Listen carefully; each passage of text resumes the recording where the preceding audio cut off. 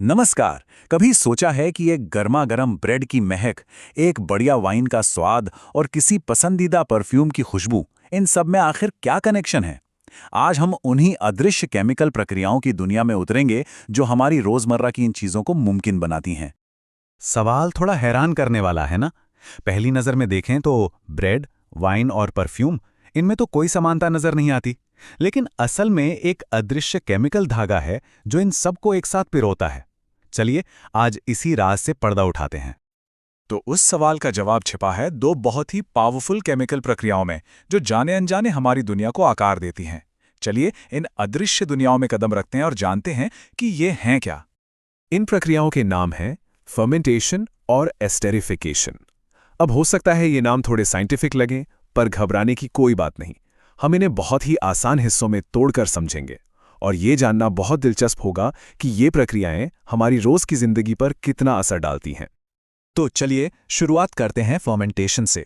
ये एक बहुत ही पुरानी और एक तरह से कहूं तो एक बायोलॉजिकल जादू जैसी प्रक्रिया है, जिसे इंसान हजारों सालों से खाना और ड्रिंक्स बनाने के लिए इस्तेमाल करता आ रहा है। अगर इसे आसान शब्दों में समझना हो तो फर्मेंटेशन तब होता है जब छोटे छोटे जीव, जैसे कि यीस्ट, चीनी पर मतलब शुगर पर एक तरह से दावत करते हैं, और जैसे जैसे वो इसे खाते हैं वे इसे अल्कोहल या एसिड में बदल देते हैं। जी हाँ, ये वही प्रक्रिया है जो आटे को फुलाकर ब्रेड बनाती है, दूध को दही में बदलती है और अंगूर को वाइन में। तो फर्मेंटेशन के बारे में कुछ खास बातें जो हमें याद रखनी हैं। सबसे पहली, ये एक बायोकेमिकल प्रोसेस है, मतलब इसमें जीवित जीव शामिल होते हैं। दूसरी बात, ये आमतौर पर बिना ऑक्सीजन के होती है। और आखिर में इसके प्रोडक्ट्स होते हैं अल्कोहल, एसिड और गैसें, वही गैस जो ब्रेड को फुलाने वाले बबल्स बनाती है। ये प्रोसेस देखने में काफी सीधा है। देखिए, सब कुछ शुरू होता है चीनी यानी ग्लूकोज से। फिर छोटे छोटे जीव जैसे कि यीस्ट आते हैं और उस चीनी को खा जाते हैं, और बदले में वे दो मुख्य चीजें पैदा करते हैं, अल्कोहल और कार्बन डाइऑक्साइड। ये वही कार्बन डाइऑक्साइड गैस है जो ब्रेड के आटे में फंसकर उसे फूलने में मदद करती है। और हाँ, इस पूरी प्रक्रिया के जो असली हीरो हैं वो हैं एंजाइम्स। इन एंजाइम्स को आप छोटे छोटे बायोलॉजिकल शेफ की तरह समझ सकते हैं। वे शुगर को बदलने के लिए एक पक्की रेसिपी फॉलो करते हैं और ये पक्का करते हैं कि सब कुछ बिल्कुल ठीक हो। सच कहूं तो असली काम तो यही करते हैं। ठीक है, तो अब जब हमने फर्मेंटेशन की बायोलॉजिकल दुनिया को समझ लिया है, तो चलिए अब गियर बदलते हैं। अब हम घुसने वाले हैं खुशबू और स्वाद के दायरे में, एक ऐसी दुनिया जिस पर हमारी दूसरी प्रक्रिया का राज है, एस्टेरिफिकेशन।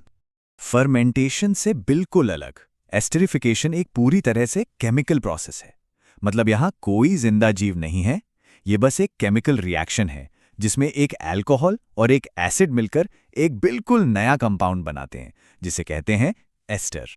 इस प्रोसेस का ये बेसिक फॉर्मूला है, एक एसिड और एक अल्कोहल मिलते हैं और नतीजा होता है एक एस्टर और पानी।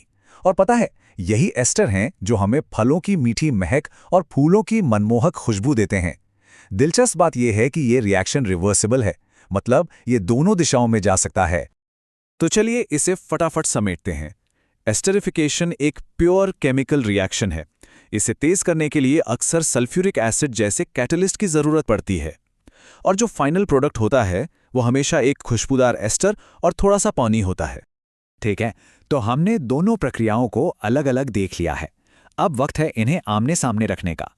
ये कंपैरिजन इनके बीच के फर्क को बिल्कुल साफ कर देगा और ये पक्का करेगा कि कोई कंफ्यूजन ना रहे।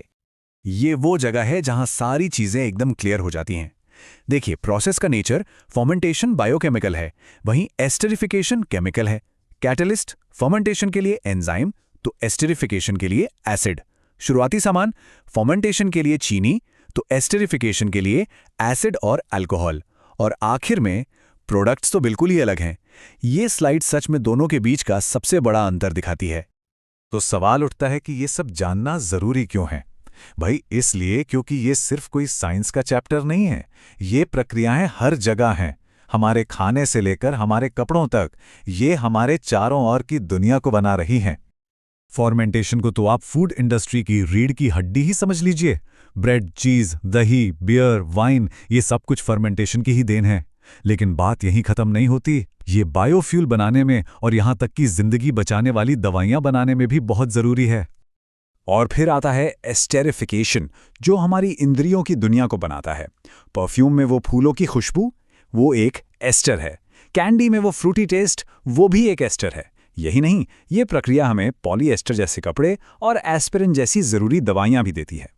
तो कुल मिलाकर हमारे पास दो प्रक्रियाएं हैं।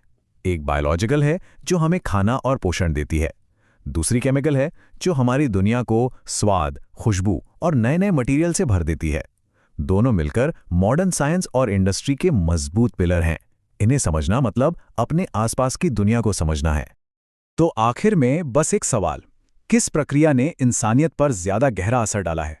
फर्मेंटेशन, वो हजारों साल पुरानी प्रक्रिया जो हमें जिंदा रखती है, या फिर एस्टेरिफिकेशन, वो केमिकल प्रक्रिया जो हमारी आज की सेंसरी और मटीरियल दुनिया बनाती है? इस पर सोचना वाकई में बहुत दिलचस्प है।